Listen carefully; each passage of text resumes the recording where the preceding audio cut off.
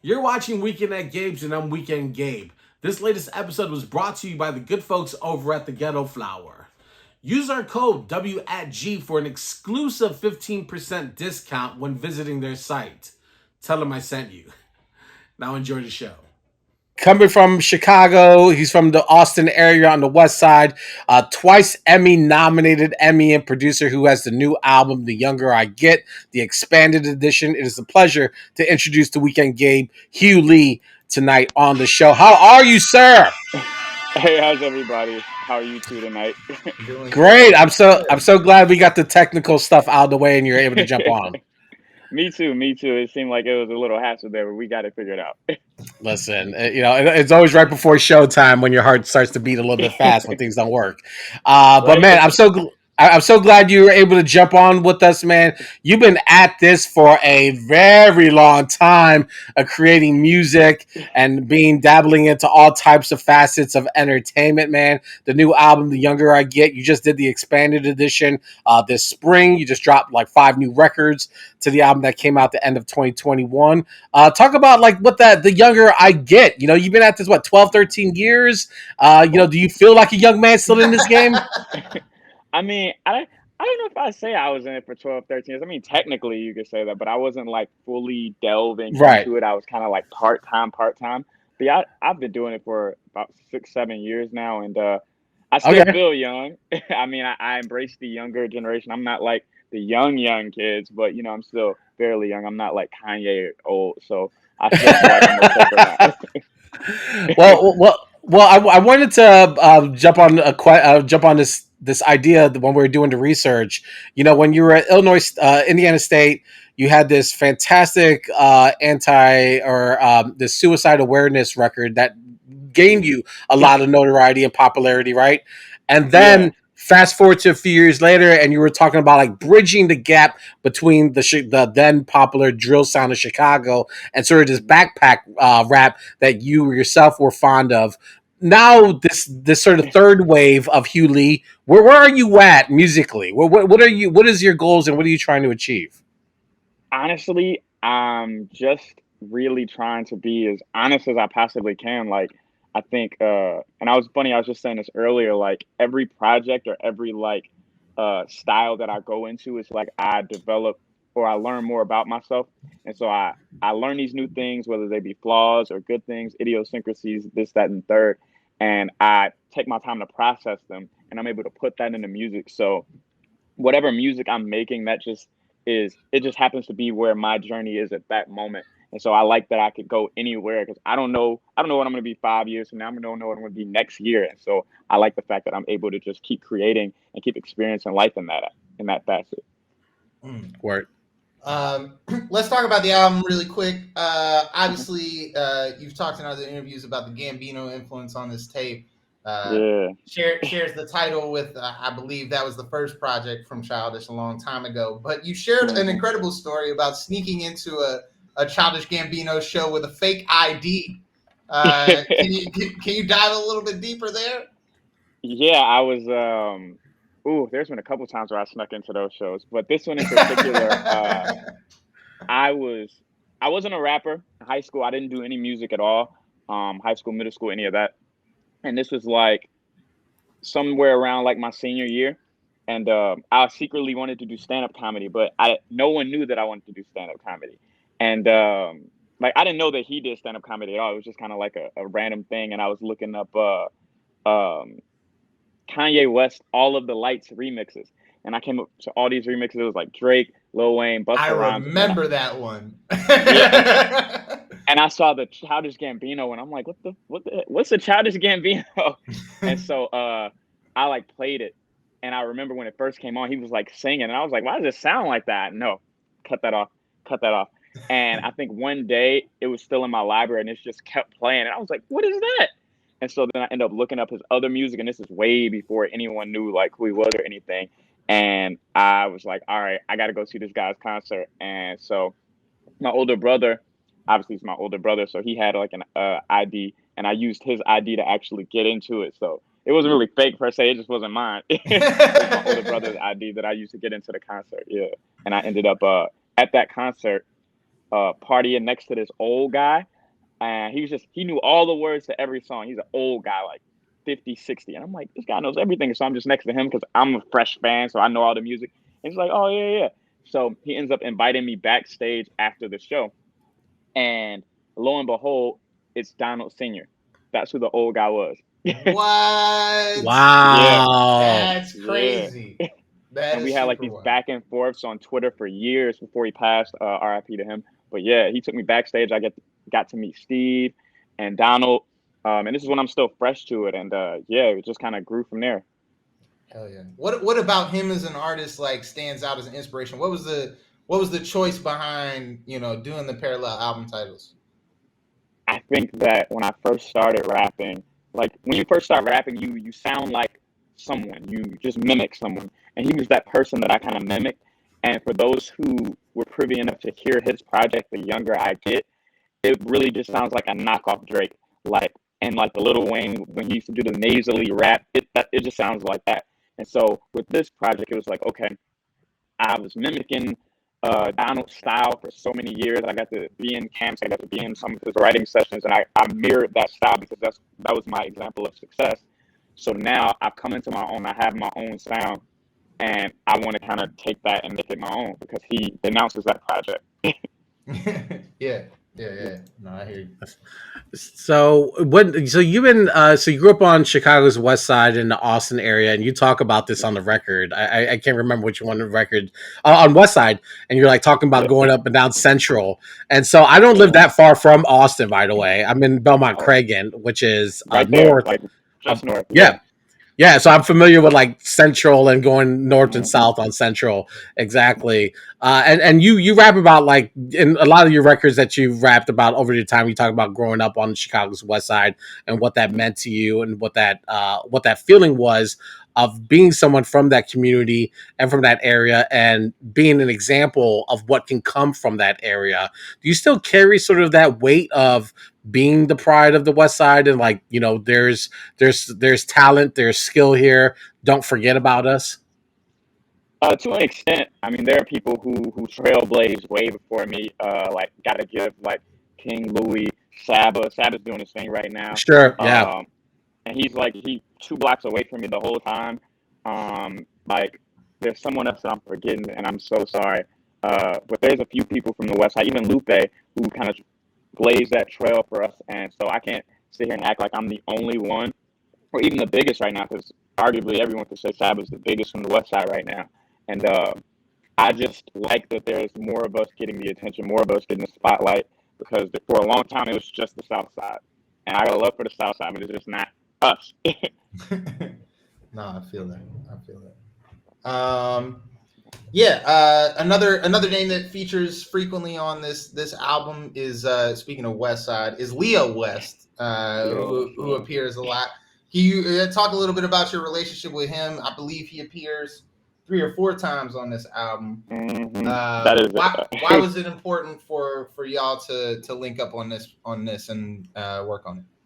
Oh man, because we have so much music together. Like, me and him had this thing going on during when COVID first hit, where we would just do 1 song a day and just send it over to each other, and someone throw a verse. And so we made so much music together that there was no way we couldn't have worked together because we had so much quality product together.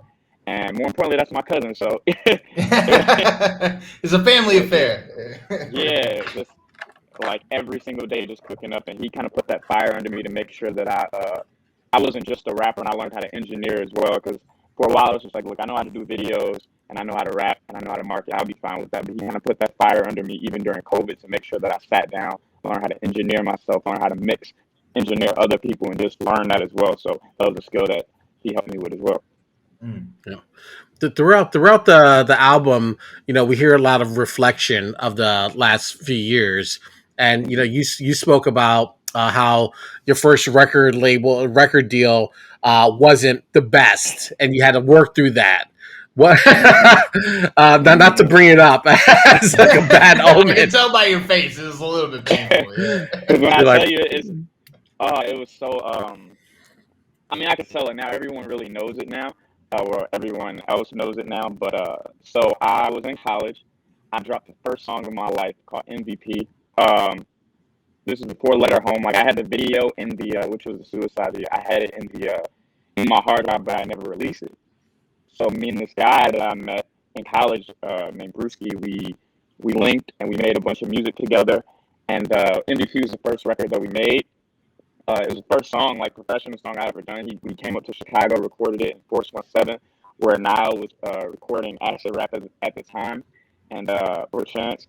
And we put this song out, and this guy that has just been a family friend, he's like, "Oh, wow, I love that sound. Like, I want to sign you."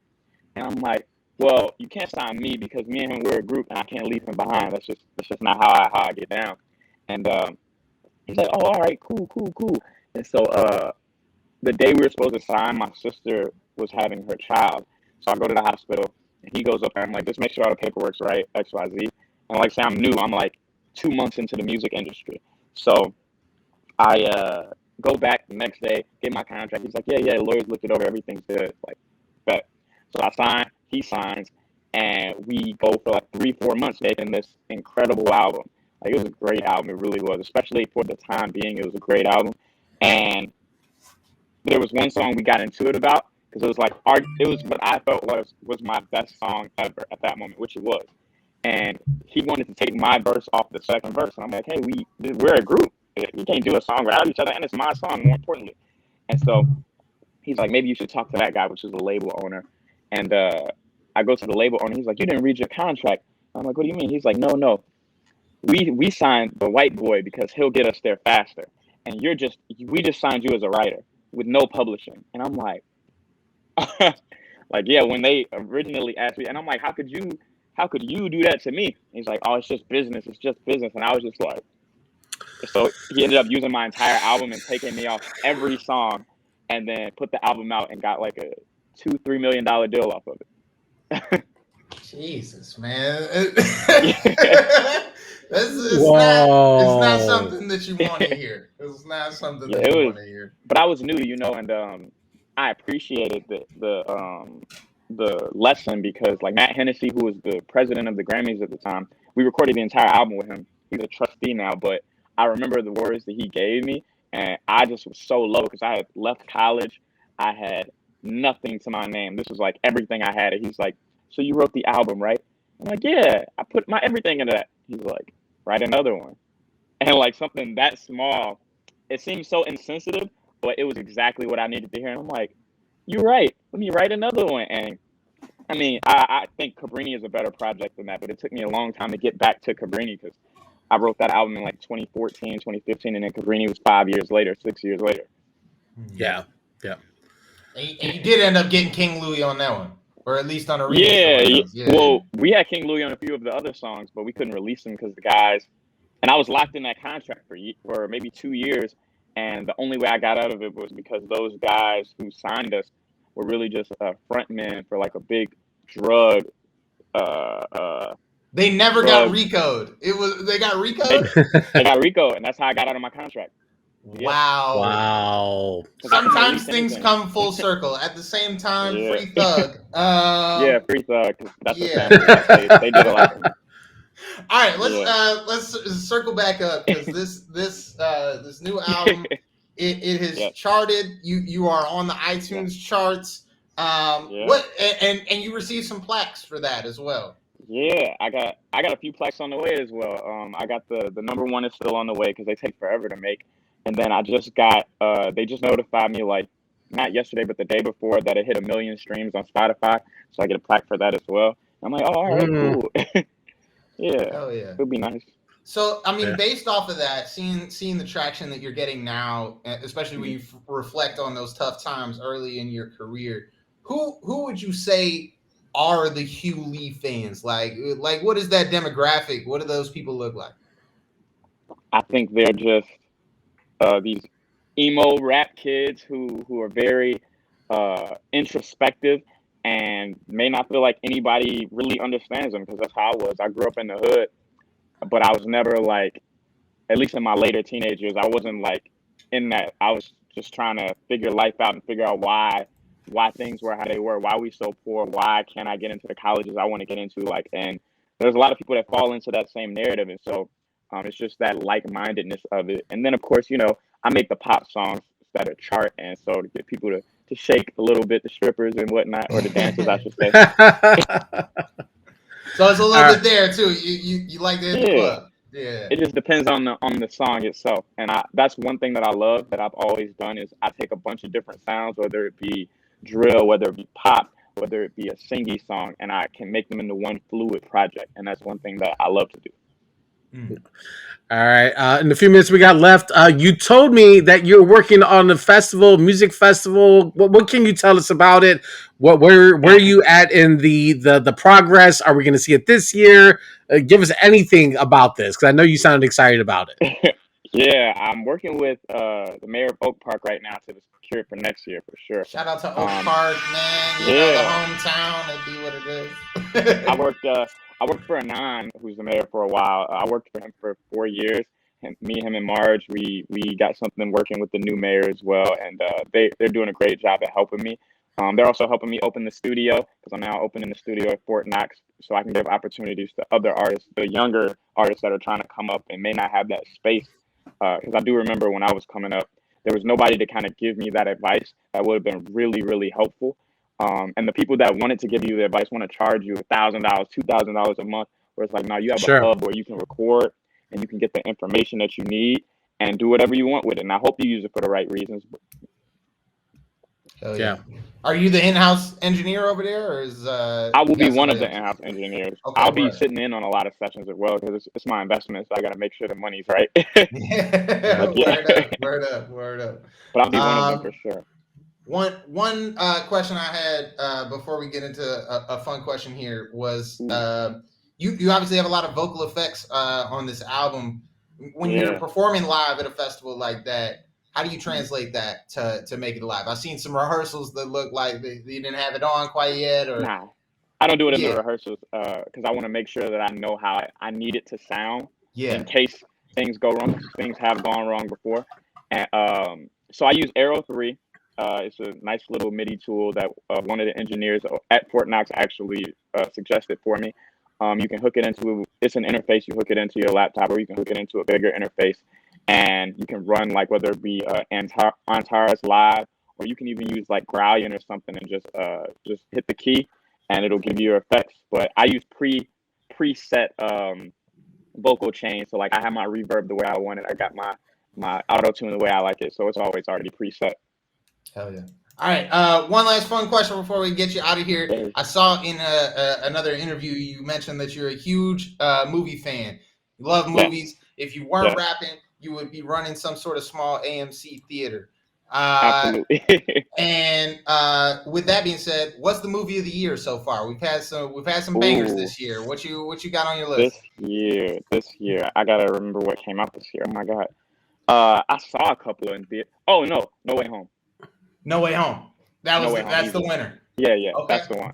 That's the one. I know, man. I can't say I disagree. Gabe is shaking his head, but Gabe doesn't like Spider-Man. That's because his kid loves Spider-Man. When I saw Toby, I was just like, hey, Toby. That's not true. A toss up for me between the Batman and Top Gun right now. I haven't seen Top Gun yet, but Batman was phenomenal. Mm-hmm. Phenomenal. I was scared because I love Christian Bale movies so much, but Robert Pattinson did amazing.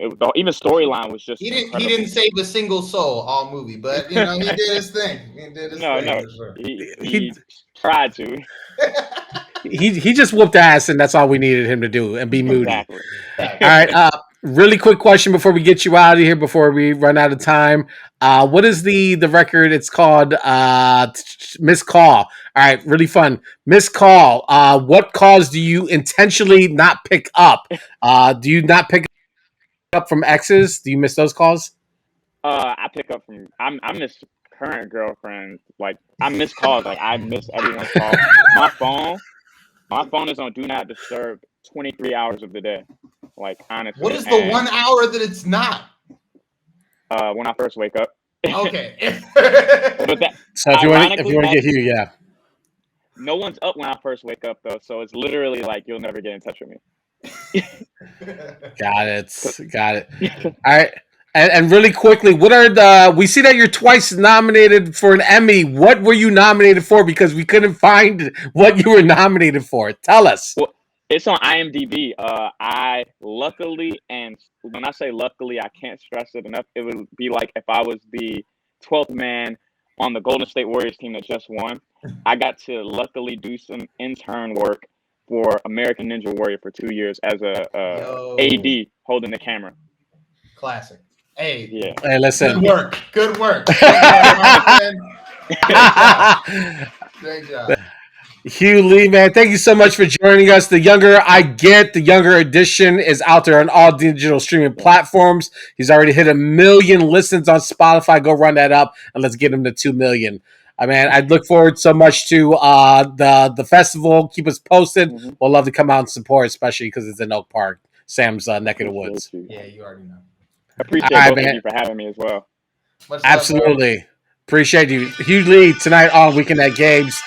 Man, I love it.